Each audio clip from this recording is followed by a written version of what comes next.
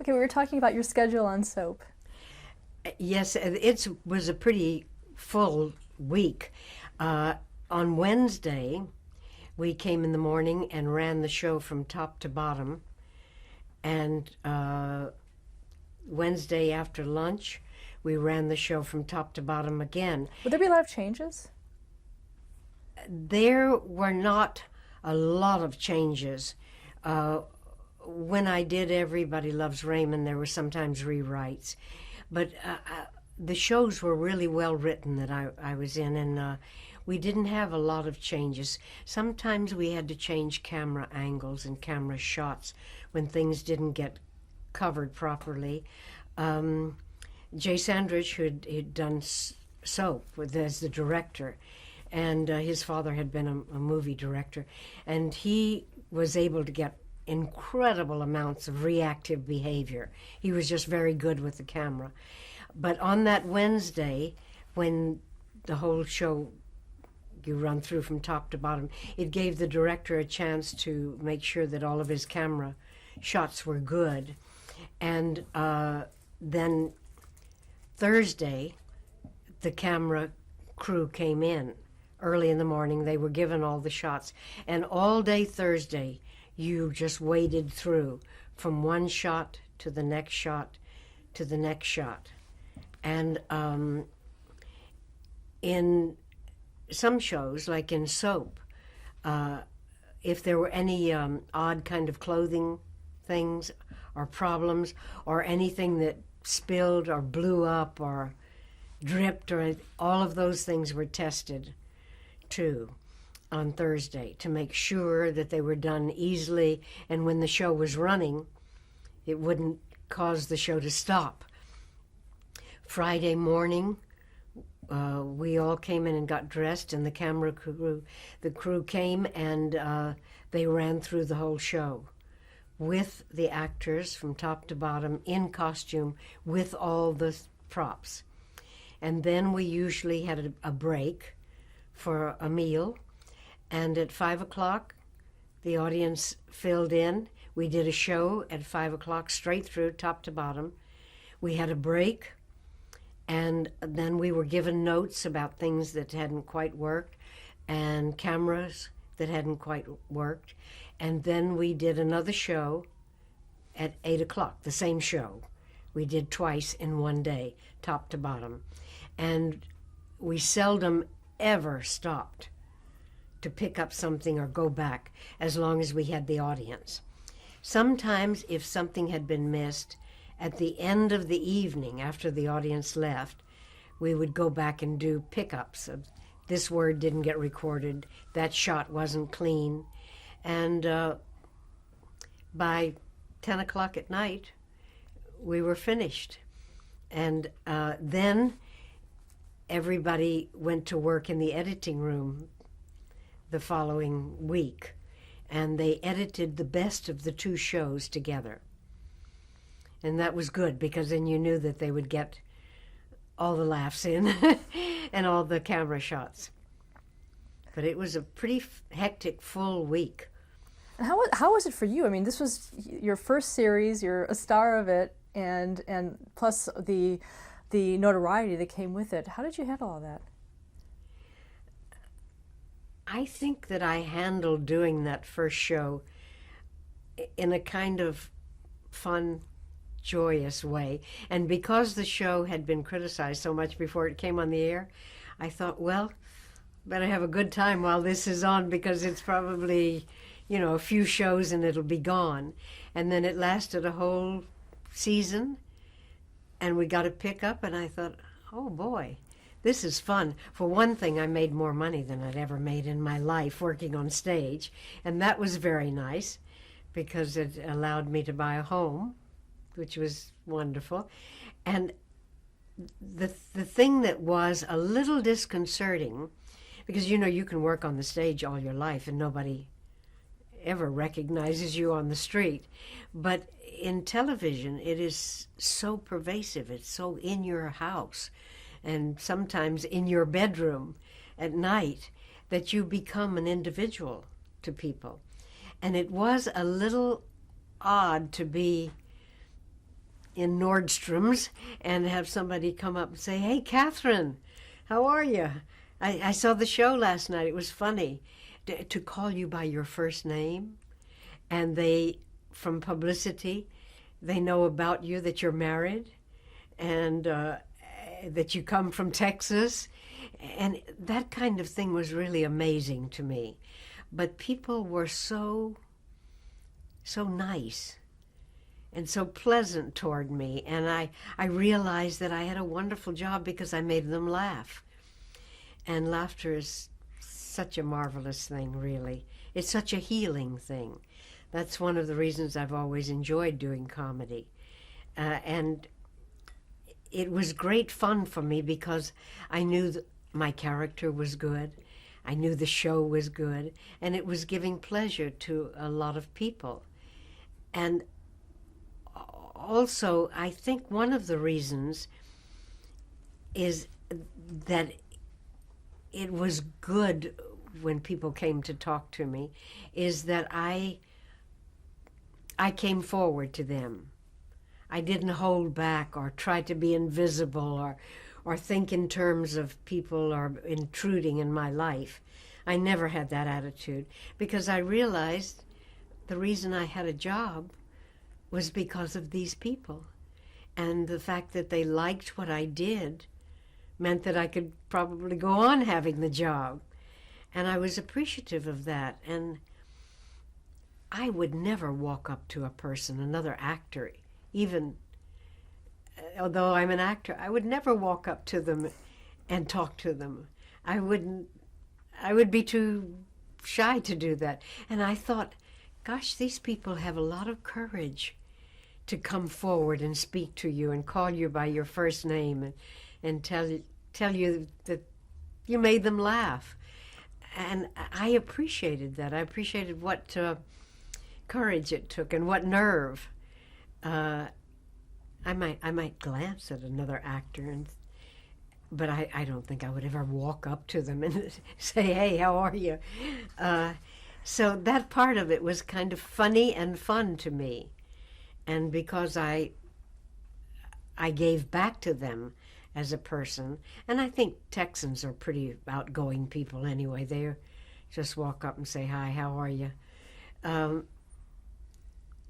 I enjoyed that part of it. I didn't think of it as intrusive. I thought of it as that's part of my job, to represent the show well and the character well. And it was really kind of fun. Let's talk about some of the actors that you worked the most closely with. Who were those people? Well, I think the actors that I worked most closely with were all the actors in the television series, because you're with them every day for a whole week, all day long, and you get to know them personally and who they're married to, and do they have kids, and did they just buy a home, and if they have any problems. You really get to know them in an intimate way, just like the family you're portraying or the group that you're a part of. They become your daytime family. And I think that that's quite wonderful. It gave you sort of an extended family, and yet at the end of the day you could go home and not have to work out the problem with them, but you were really there to be a friend and to listen to it, and if they asked advice, to do the best you could to do that, you know. And I have found that most of the actors I worked with were really very outgoing and enjoyed their work and were pleasant to be around. It was fun to go to work. I'll give you the names of a few of them if you just give me your impression of them or what they were like to work with. Robert Mandan? Robert Mandan was wonderful to work with. He's very funny, a very funny person with a good sense of humor and hardworking. He's also a person that likes his job, not a whiner or a complainer. So we had great fun together, and we became very good friends, and actually went out on tour together doing plays. And when I did Soap, and then we went out on tour together, I remember Jay Sandridge, the director, saying, "Haven't you guys seen enough of each other all year? And you're going to go on the road together and do a play?" And I said, "Yes, we have fun working together." And we really did. We became like brothers and sisters. And I liked his wife a lot, and he liked my husband. And it was a lovely relationship to have. We're still friends. We still talk to each other on the phone. We did plays out here together in L.A., and I gained a good friend in him, Robert Guillaume, who played Benson. I just talked to him day before yesterday. I see him all the time, very good friends with his wife. Talk about working with him. He was wonderful to work with. He's a bit grumpy, but I think that was just part of his personality. So he liked to come with his own ideas and how to play things. And I think that sometimes he made a persona that was grumpy to keep people from giving him tips on acting or how to play things or how to do a scene. And he used to say, mm-hmm, mm-hmm, and get very serious looking, and hardly ever cracked a joke. But I really liked him a lot. I got on to the fact that was a persona that he made up, and I thought it was very funny myself. And I would laugh and everything. Sometimes he'd say to me, "What are you laughing at?" And I'd say, "You." Oh, okay. And we became awfully good friends, and we talked to each other on the phone all the time. I just went out to his birthday party a couple of weeks ago, and it's funny to think that he was not married when we first worked together, and now his daughter's in college. And you sort of forget that. And he said to me the other day, "I think Rachel's going to change colleges." And I said, "Gosh, Robert, do you realize how long we've known each other? You didn't have a wife when I first met you." And he said, "That's true. We've been friends longer than I was ever married." Catherine Damon. Catherine Damon was a very good actress and wonderful to work with, because she had spent most of her life working on stage also. And I felt we made a good team together, and our characters were so different from each other that it gave each one of us something to push against or to play off of. And it's the reactive behavior toward the other character is usually where you get the most humor out of, not just the actor that is the active behavior, but it's the reactive behavior where you can get extra laughs from. And I thought we worked really well together as a team. I admired her very much as an actress. One of the breakout actors was Billy Crystal. Any memories of him? Yes. Billy Crystal had only done stand-up comedy and was used to writing his own material, timing his own material, and being totally in charge. And this was the first time he had ever been asked to be a part of a whole unit.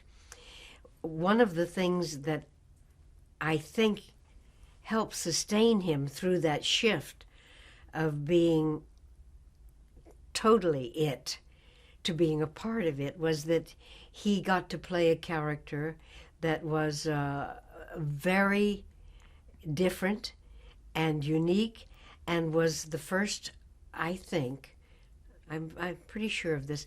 The first homosexual in a show that was a loving and loved and delicious character. There was no moralizing about it. He was just one of the sons of a family who was very much loved. And his father, of course, was quite taken aback by a lot of the things he said. But because he was part of a family and because he knew that he was loved, it never was a difficult situation for him. It was kind of wonderful and a marvelous balance between he and his brother, who was a kind of pseudo gangster and a macho kid, you know. And I think Susan balanced that very well. The difference in my character and my sister, and the difference in those two boys. I think she showed the fun of having two completely different children in a family, and yet how they loved each other and managed to get along. How did you find out that the series was ending? Pardon? How did you find out that the series was ending? Well, usually the actors never know if the series is going to be picked up from year to year. So you always get through that season, and then when you part with each other, you say, well, I hope I'll see you next season. And then it's usually quite some time before they let you know we're starting another season, and we'll be starting after the 4th of July, and your first script will be coming. So you always had that drop-off period after each season. You never knew if it was going to be picked up. And however, in the last year, the 5th year, they did say that they thought that this would be the last one, that it had gone just about as far as it could go. And you have to remember that Susan wrote every day. And I think that there is a certain kind of burnout for the writers, too. They, after years and years of coming up with storylines, and don't forget, they have to project the storyline for the whole season. They don't do one show a week. That's why many shows have so many multiple writers. They have to job them out and farm them out so that they can have 22 shows at the end of the year, or 15 or 16. It's because it's unusual for one writer to be able to do what Susan did. And there just comes a time that you feel like, all around, okay, we've done this show. We've gotten everything out of it we can. We had a wonderful time doing it, and it's time to move on to something else, which she certainly did, you know. Well, what was Jessica's fate at the end of the series? Pardon? What was Jessica's fate at the end of the series? What happened to your character? Oh, the fate of it at the end of the series was that she was shot. But you never knew what truly happened to her. They when she went with the terrorists, they all lined her up and put her there, you know, and they cocked the guns and fired. And you never knew. Were there all dummy bullets in? Did they miss? Did they let her go? She ended up, I think all the stories were floating in the air. And I think that's where she wanted it to be, too, where there was still talk and questions and what happened, you know. So what did soap do for your career after it ended? Where did you go from there? Soap, for me, was quite a step up into actually having what was called a career. Before that, I was just an actor that I just went from one job to the next job and was quite pleased about that. I had never thought about building a career until, excuse me, I hope, Okay. until I got an agent whose whole life is about a career. That's how they live. It's not something I ever thought about or talked about or planned for. But once you get an agent, they keep pushing you for the next and for the next. And I was awfully pleased that I got one television series and that it ran for a couple of years. But it put me in a different category. Then I was able to go to other shows. And I was what was called a viable commodity. And that was quite delightful, that you came in instead of somebody saying, okay, well, let her come in. They knew that you could do it and that you had done it and that you were in a successful show. So the whole atmosphere of going in to meet people and to read changed considerably. And then you were really considered for 3 or 4 shows a season. And it really kind of lightened the whole atmosphere of going and trying to get a job. It was much more fun because people knew your work then. And then when I did Who's the Boss, they just gave me the job, which I couldn't quite get over. So you didn't have to audition or anything? No, I just went. And but you see, the director who did the pilot had done Soap, and so he knew my work.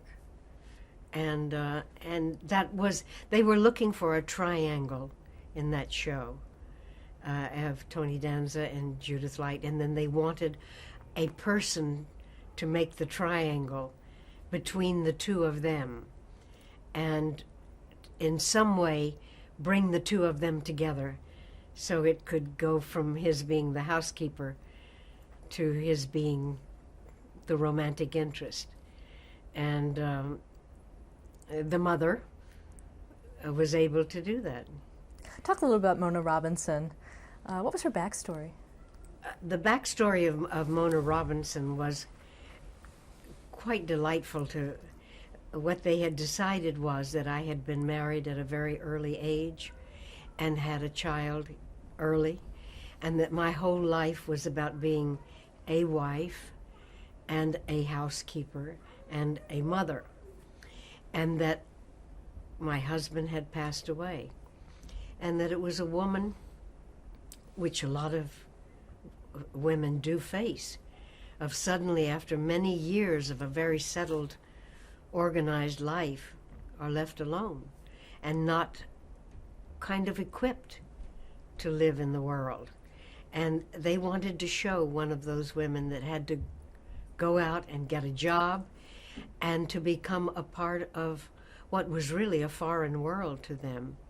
But a woman that kind of leaped into it and said, okay, I had the other life, I did that all well, and now I just want to throw caution to the wind and do whatever comes up and think my own thoughts and be a little more risque in life. And that's when the show starts. And I think they accomplished that with the character. And it was interesting to show that the daughter she had raised was very conservative. And she had to kind of ruffle her feathers too, so that she didn't grow up to be a kind of stick in the mud, you know, and a woman alone. And her mother seemed to find a way to do that, to make her be more willing to take a risk at life, and then to take a chance on a kind of nice guy she met out bicycling, and thought, I'll bring him home, he'll be good. He's kind of a rough diamond. And it worked out for him worked out for the daughter. And then Mona had a wonderful kind of free life and lived in the garage apartment next door and was really a part of everything that went on, but still had an independent life. And I think that they accomplished showing that there is a way to go on in life, even when you lose a husband or your way of life, that widows and widowers and can find a new way to live. And I thought that was accomplished in the show. Did you find it easy to play her? I did. I did find it easy to play because it was something that I believed in.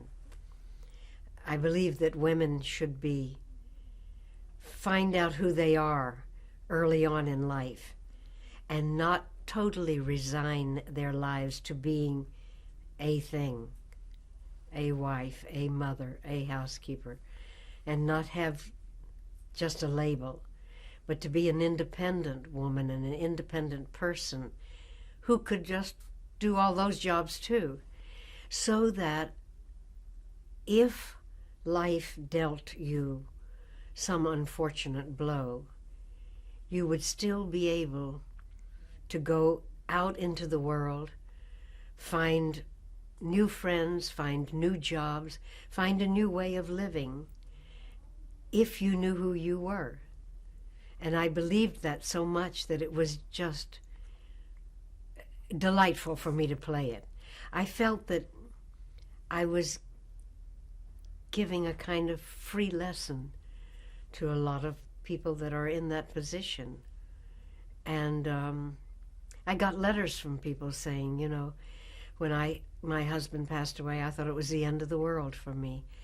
But by watching your silly show, I found out that there were other things in life and that my husband wouldn't want me to stop living, and that it was a good testimony to him that I was still a vital person. I got wonderful letters from people about that, and it made me feel good about playing that kind of part and giving a lesson without preaching,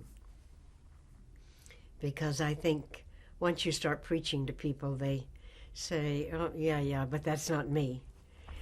But if you can do it with laughter and laughing at yourself, then nothing is better than to teach people to laugh at themselves, not take themselves so seriously in the world, you know.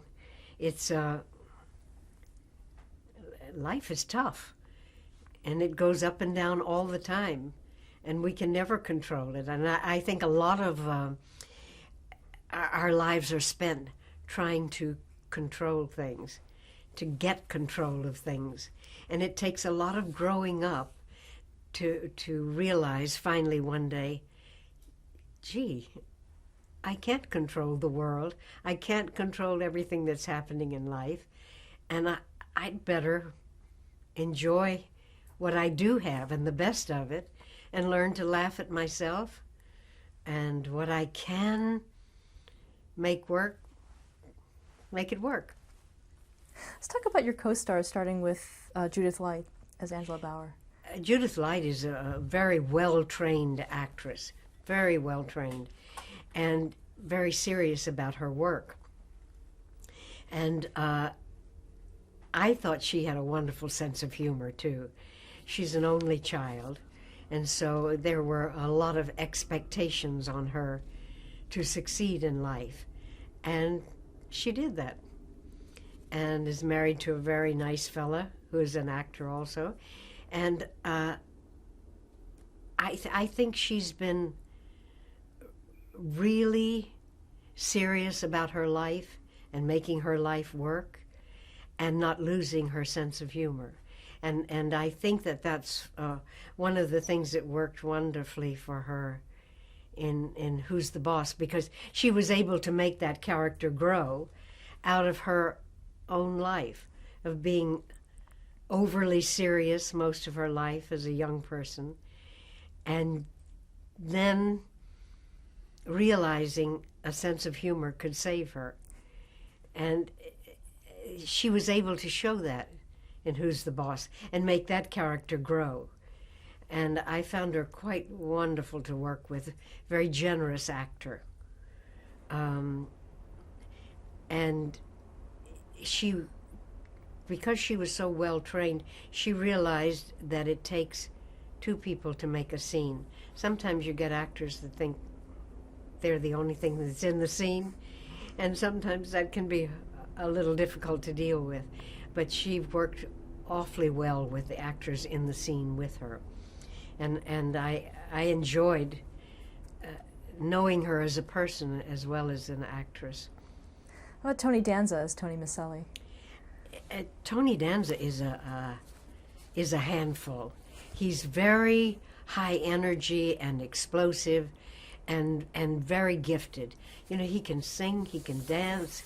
He's a wonderful actor in that once he gets his character, he goes for it. He's terribly supportive of his show. I mean, he works hard for his show and does all the PR in the world for it. He's very good with kids in a show. He's awfully good at disciplining them and yet making them feel at home and free and appreciated. And yet he looks after them very well. He doesn't let them get out of hand. And I think that most children want discipline in their lives, and when they don't get it, they go kind of crazy. But if there's a person that likes them, thinks they're terrific, and yet makes demands on them, makes them be responsible, I think they feel secure. And he was very good at that. I just saw him on Broadway doing The Producers, singing and dancing, and he was marvelous. He went off to Vegas to do it, and we became awfully good friends. I became like the sister he never had, and he became like the brother I never had. I had sisters and he had brothers. And so we became awfully good friends. We talk on the phone all the time. I know everything about what's going on in his life, and he named one of his daughters after me.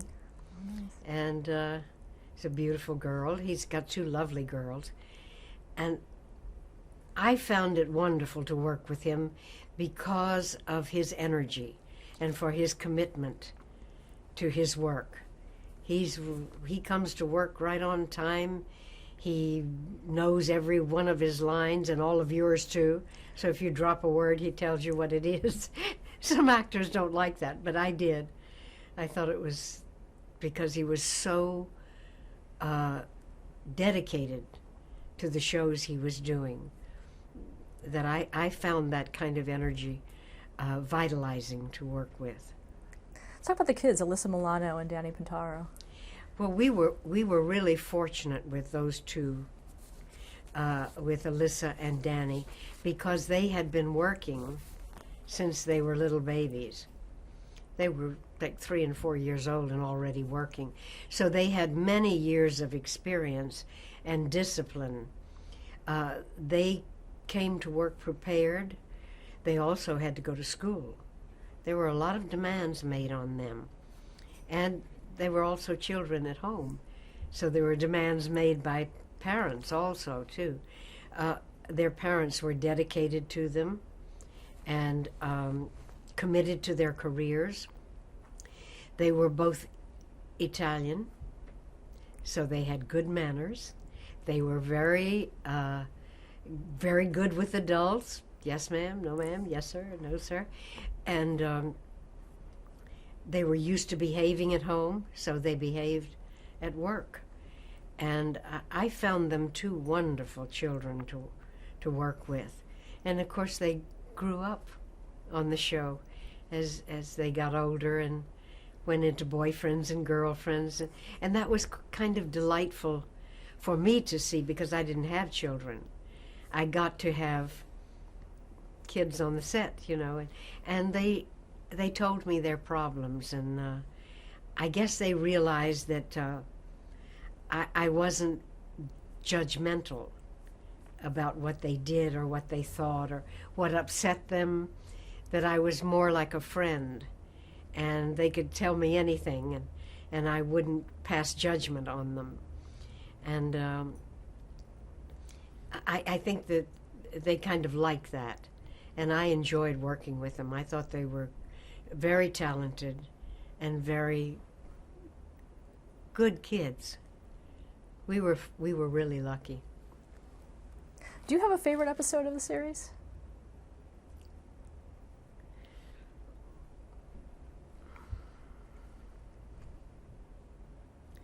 I think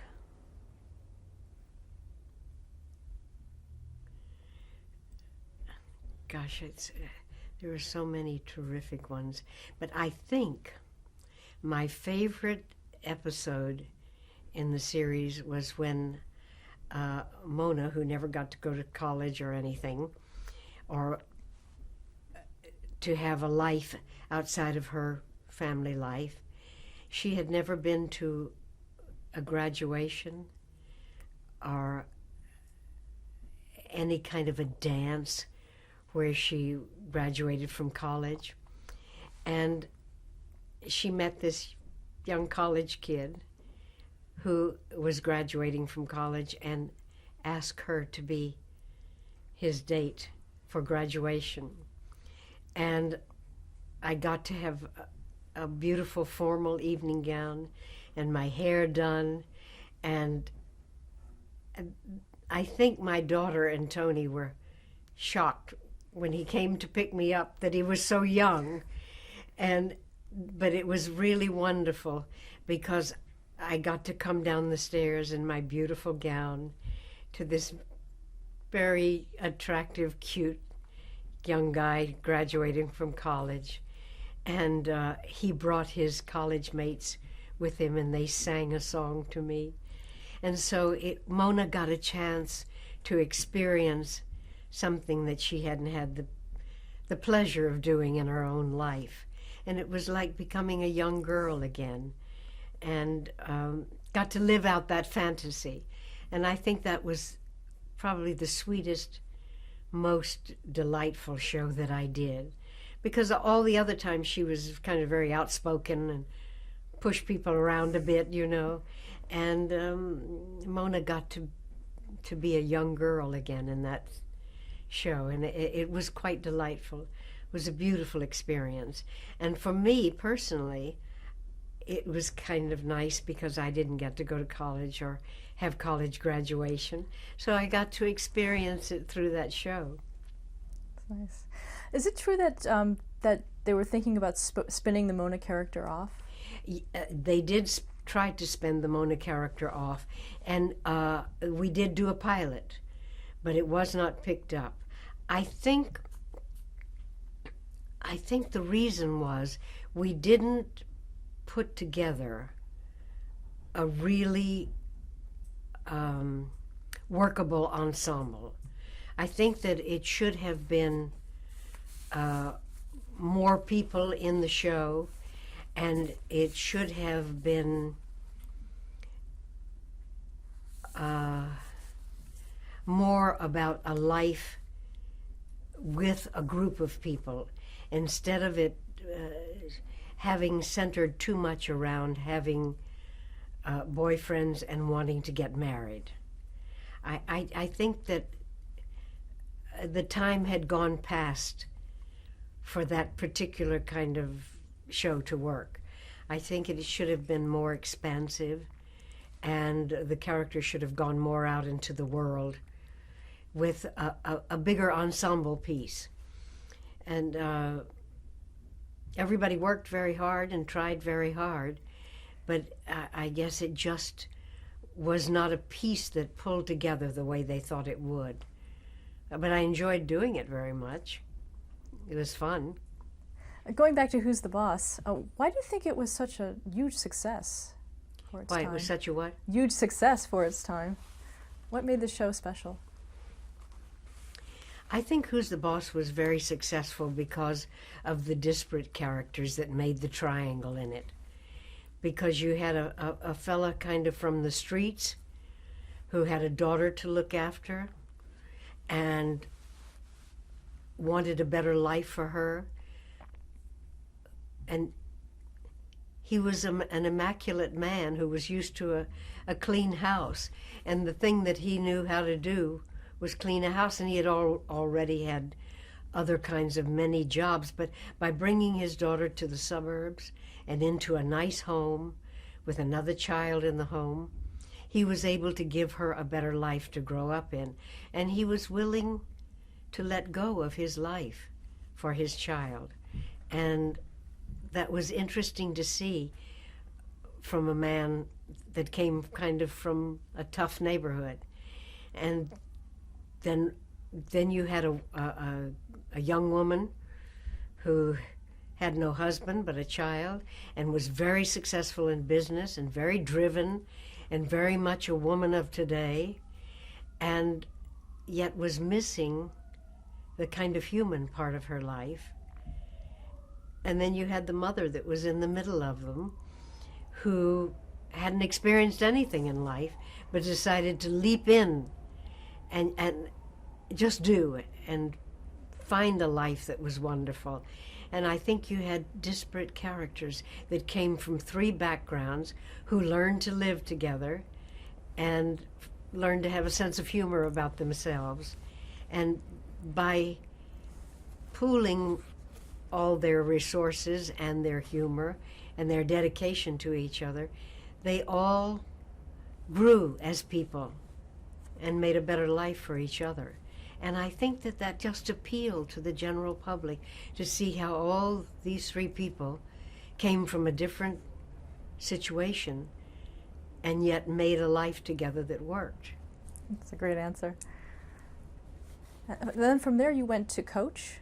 I went to the last 3 years of Coach and played a woman that inherited a ball team from her husband and knew nothing about playing ball, didn't know anything about it, wasn't particularly interested in it, and had to learn everything, and was kind of a rich lady that life just flew by and took care of itself, and she didn't bother too much about it.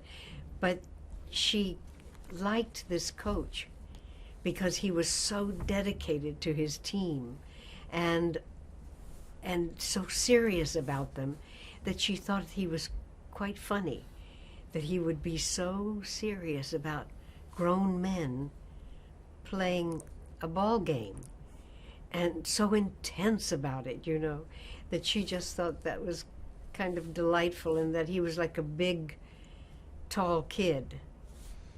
And that part was great fun to play because it was about playing a character that knew nothing about playing games at all, especially big grown men playing ball games, and that she thought that they were all kind of silly but sort of fun to be around. And the show had been running quite a while. It was very well written, and so everybody's character was quite set.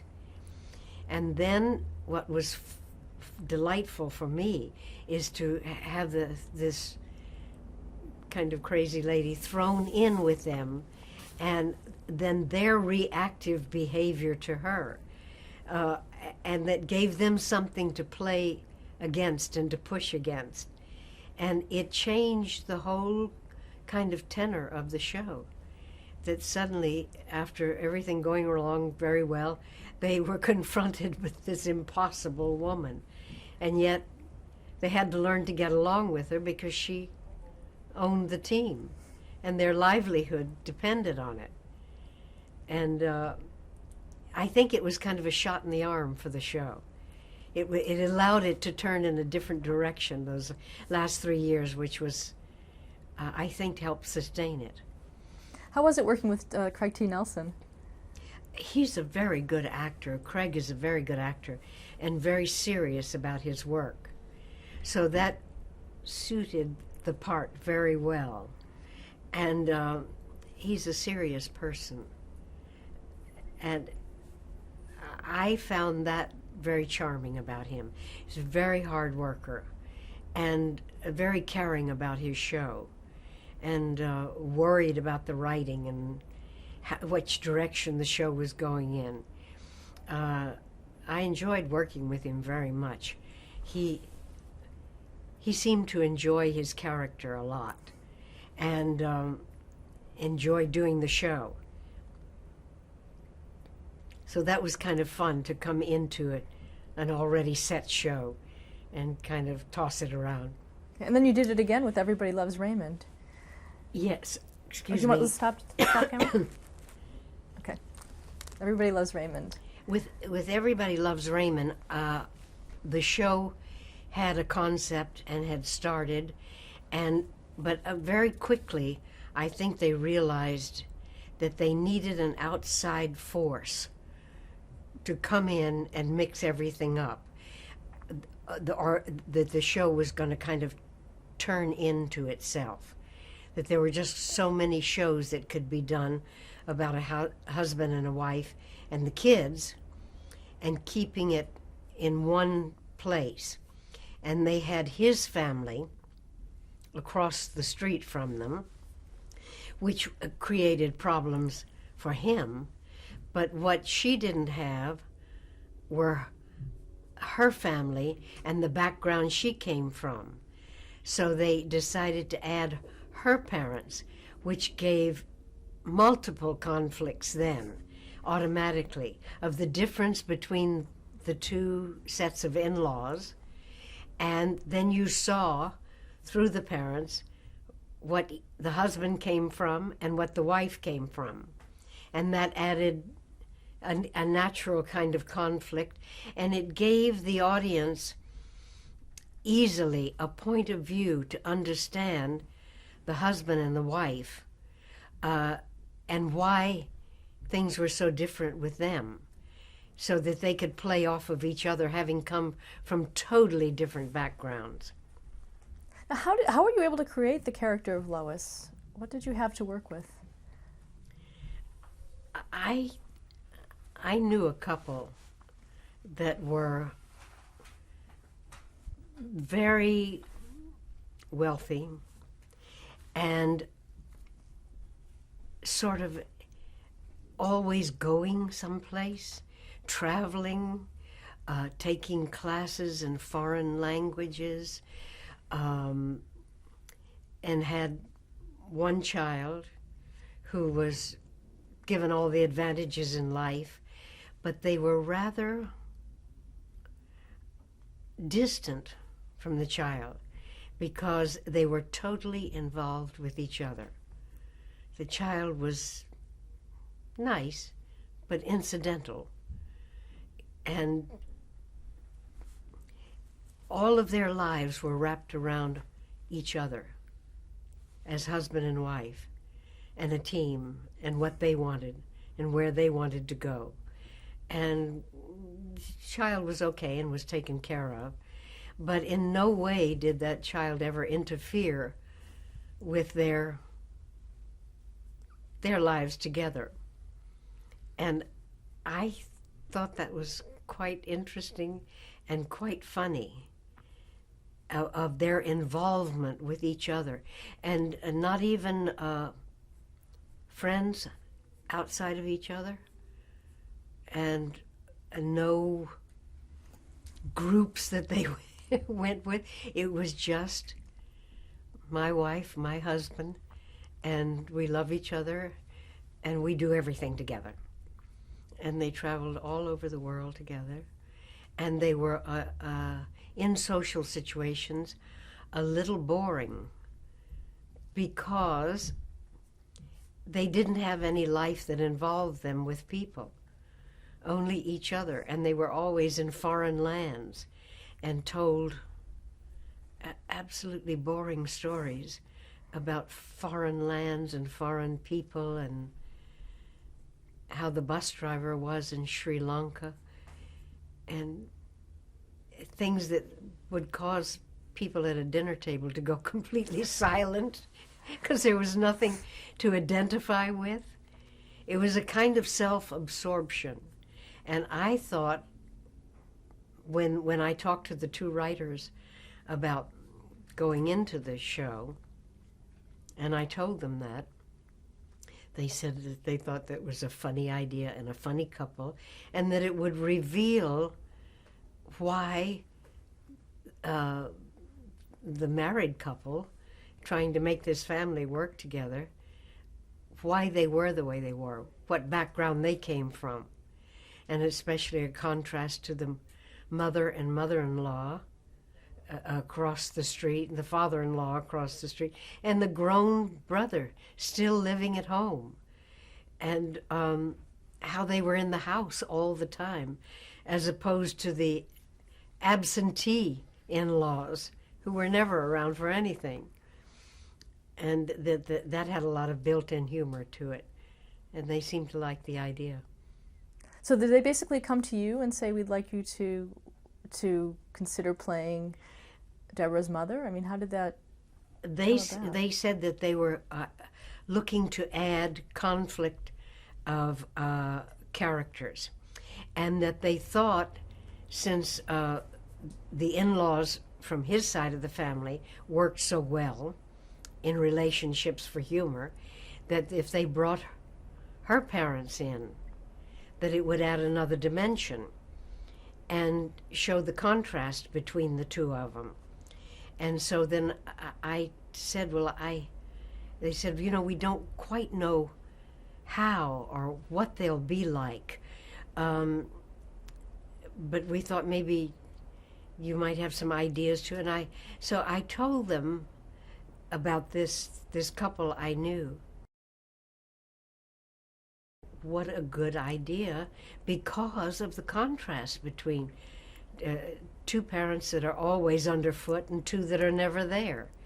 And when they're thrown together, that the humor would be inherent in the piece, and that it would also help establish a background of where she came from. Now, was Phil Rosenthal involved in those discussions? Oh, yes. Oh, yeah, because he's from Everybody Loves Raymond, and he created the idea, and he was responsible really for everything. He's really, I just talked to him about 2 days ago, wonderful person to work with, and he likes actors. He was an actor. His wife was an actress, and still is.